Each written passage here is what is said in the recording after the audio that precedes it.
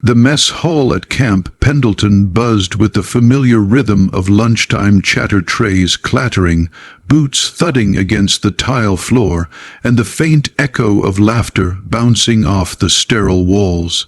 Fluorescent lights hummed above, their cold glow slicing through the midday haze that filtered in through the wide, rectangular windows. It was just another afternoon for most of the Marines, but not for everyone. At the far end of the room, seated alone at a metal table, was Lieutenant Dana Cole, the only woman in the room wearing a Navy SEAL insignia on her sleeve. Her posture was disciplined, almost statuesque, back straight, shoulders squared, yet there was something unmistakably human in her eyes. Behind that calm exterior, she was tired. Weeks of training, late night drills, and constant scrutiny had worn down even her steel composure. She moved silently, methodically, lifting her fork with mechanical precision, every bite measured. Her tray, a standard, tissue stainless steel rectangle, was neatly organized: rice, mixed vegetables, and a modest serving of chicken. She wasn't here to make friends, she was here to prove that she belonged. Across the room, a group of Marines had noticed her, the same group that had been whispering about her for days. To them, a female SEAL wasn't just rare, it was something they couldn't accept. They'd fought in sand and fire, bled beside brothers, and buried men who'd never flinched in the face of death, and now, the idea that a woman wore the same trident as them felt like an insult. "Look at her," one of them muttered, smirking. "Thinks she's better than the rest of us. Doesn't even talk to anyone." Another laughed, probably scared to break a nail. The comments drew quiet chuckles from their table, but not all were laughing. A few younger Marines shifted uncomfortably, pretending not to hear. Respect for rank clashed with the unspoken code of silence. "You don't get involved. Not in this kind of thing." Dana heard them. Of course she did. She had learned long ago to tune out the noise, to keep her composure, even when every word was designed to get under her skin. She'd faced worse, darker rooms, harsher words, and missions where silence meant survival. But here, surrounded by her own supposed comrades, it cut differently. Still, she didn't look up, didn't flinch. She just continued eating, her expression carved from stone. Then came Sergeant Blake Harlow, tall, broad, every muscle carved from years of combat conditioning. He had the kind of presence that filled a room before he even spoke. His reputation preceded him: tough, fearless, unpredictable.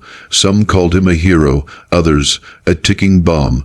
Harlow had been watching her too, his blue eyes cold, assessing.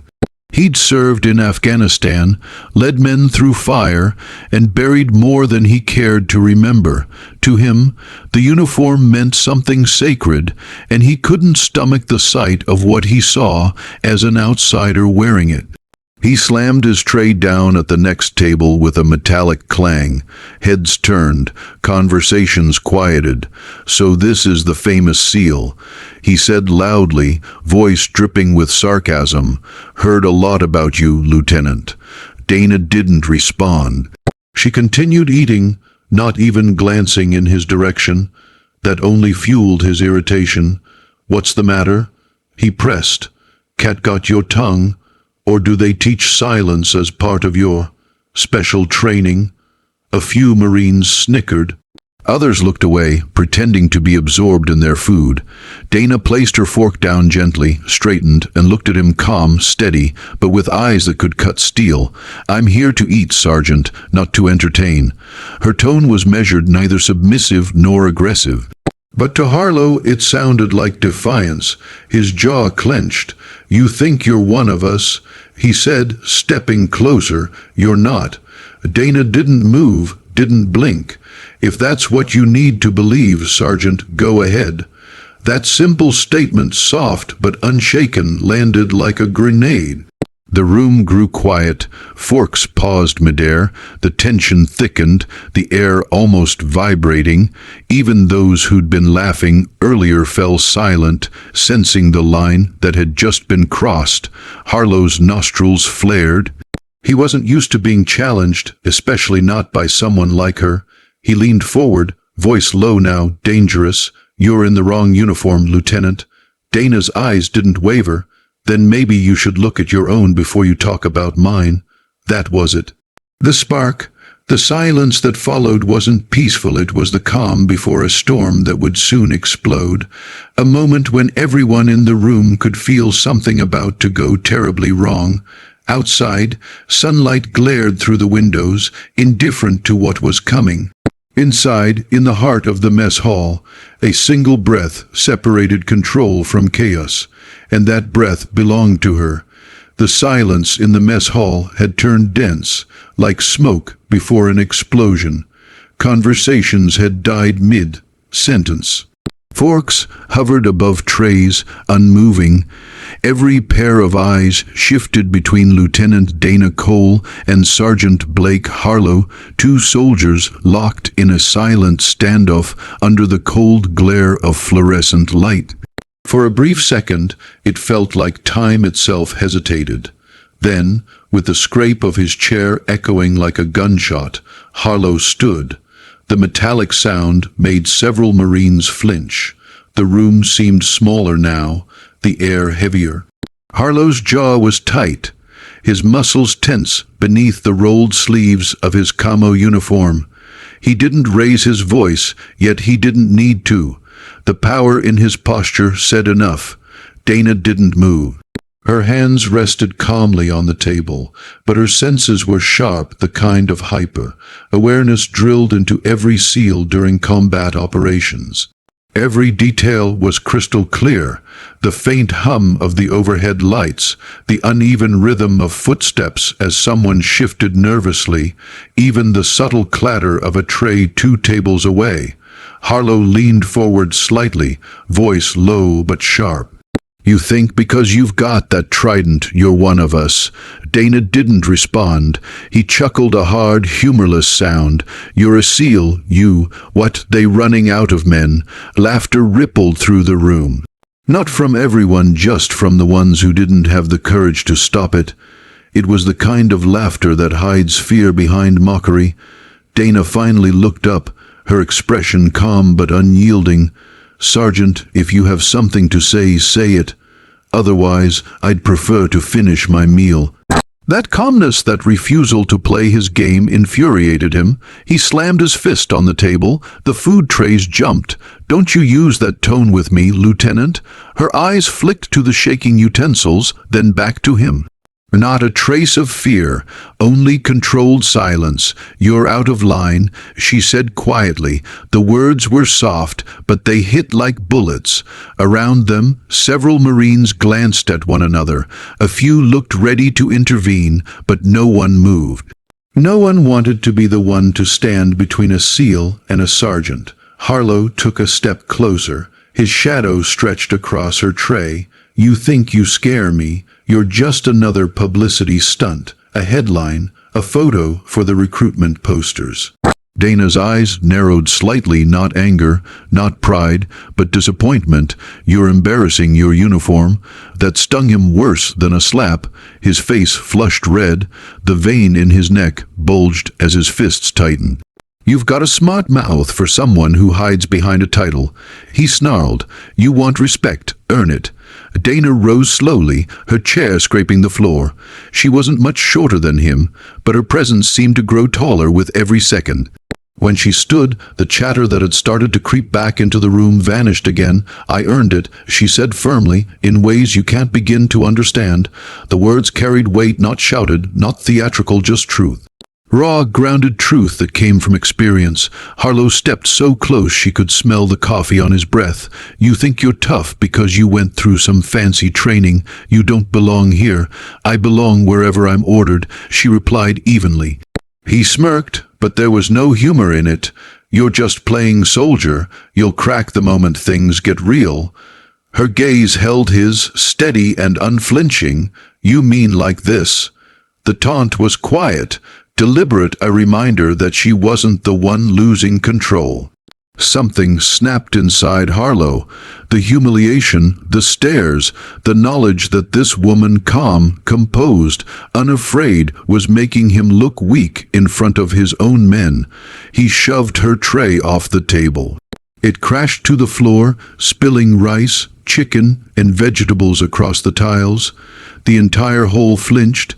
The sound echoed off the walls, sharp and final. Dana's eyes followed the mess for only a second. Then she looked back up at him, her face expressionless, but her jaw set. "You done?" she asked quietly. That question so calm, so cold, was gasoline on the fire. Harlow's breathing grew heavier. "You think this is funny? I think this is pathetic." A sharp gasp escaped someone at the next table. Even Harlow's closest buddies looked uneasy now. Everyone knew the sergeant's temper, but no one had ever seen him this close to losing it. He pointed a finger at her chest, voice rising. "You better watch your mouth, Lieutenant." Dana's voice stayed level. "Then step back, Sergeant. You're too close." He didn't. Instead, he grabbed her shoulder hard. Every soldier in the room stood halfway from their seats at once. The moment froze the grip, the sharp inhale, the faint sound of her uniform tightening under his fist, and then her eyes shifted, calm vanished. Training took over. The storm was about to hit. For a fraction of a second, the room froze motionless, soundless. Every soldier's breath caught midair as Sergeant Blake Harlow's hand clamped down on Lieutenant Dana Cole's shoulder. His grip was iron, his knuckles white, veins bulging with fury. Then the world erupted. Dana's chair toppled backward as Harlow yanked her, his voice booming through the cafeteria. "You don't belong here." His fist came up fast, a blur of muscle and rage, but she turned her head just in time. The punch grazed her cheek, tearing a shallow cut along her jaw. Blood splattered across the stainless table, streaking through spilled gravy and mashed potatoes. Gasps rippled through the room. Trays clattered. A spoon hit the floor somewhere far away. "Sergeant, that's enough." Someone shouted, maybe one of the corporals near the corner, but it was too late. Dana stumbled back, hand brushing the fresh blood on her cheek. Her eyes lifted to him, not angry, not afraid, just focused. That look was colder than any scream could have been. Harlow didn't stop. He grabbed the front of her uniform, dragging her half across the table. "You think you can talk to me like that?" She grimaced, her boots scraping against the tile as he pulled harder. The seams of her uniform strained, buttons snapping one by one. "Hey, let her go," another Marine yelled, half rising from his chair. But nobody dared step in fully. The hierarchy, the fear, the confusion, it all kept them rooted. Then Harlow made his second mistake. He swung again. This time, Dana didn't move away. She moved through him.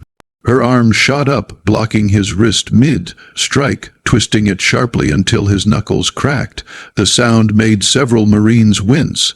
Harlow roared in pain, a guttural, animal sound, but before he could react, she pivoted on her heel, driving her shoulder into his chest. The force sent him crashing into the edge of the table, his tray flying off with a metallic clang. For the first time, the hall truly erupted, chairs scraping, boots shifting, voices shouting, "Holy hell, she's fighting back! Someone stop them!" But no one moved fast enough. Harlow, red, faced and furious, charged again. Dana sidestepped, but he caught her sleeve and yanked. The fabric tore clean across, exposing her undershirt, a streak of blood running down her neck now. Her body tensed, eyes narrowing. "Stop," she ordered, voice commanding and sharp, but Harlow wasn't listening. His pride had already drowned out reason. He lunged, she ducked, swept his leg, and his massive frame hit the floor with a crash that echoed off the walls. Trays rattled, forks danced. For a heartbeat, the entire hall stood in stunned silence. Then, in one fluid motion, Dana stepped over him, locking his arm behind his back with surgical precision. Pressure, twist, immobilize. The sound of muscles straining filled the air. "Don't," she said coldly, leaning close enough for only him to hear. "Make me finish it." But Harlow, too blinded by rage to register pain, used his free arm to shove backward, sending them both stumbling into a table. Plates flipped, food splattered across the floor, and the hall turned into a war zone of chaos.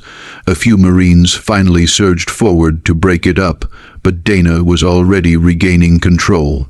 She pivoted again, gripping his uniform by the collar and driving her knee into his chest, not enough to break ribs, but enough to drive the breath from his lungs. He coughed, choking on fury, trying to swing, but she was already behind him again, forcing him face first onto the floor. "Enough!" shouted a voice near the door, a lieutenant from another division, but by then the damage was done. The mess hall was wrecked, trays overturned, food smeared across the tiles, soldiers standing in stunned disbelief. Some had their phones halfway out, frozen between instinct and fear of breaking protocol. Harlow lay gasping, pinned beneath her. Dana's breathing was controlled, but her chest rose and fell with adrenaline. A bead of sweat mixed with blood trailed down her jawline, dripping onto the floor beside him. She finally released him, standing tall amid the wreckage. Her uniform was torn, cheek bloodied, but her composure never cracked. Her eyes swept the silent crowd, dozens of Marines, some ashamed, some awestruck, all silent. And then she spoke, her voice low, but carrying across the entire hall. "This is what happens," she said, "when you mistake silence for weakness." No one moved. No one spoke. Even Harlow, coughing on the floor, didn't look up. The commanding officer burst in seconds later, confusion flashing across his face as he took in the scene: overturned tables, spilled food, and a female SEAL standing amid the chaos like a storm that had already passed. Dana straightened, saluted sharply, and said only one thing: "Request permission to clean up, sir." The officer didn't answer. He just looked at her, and for the first time in that room, respect replaced doubt.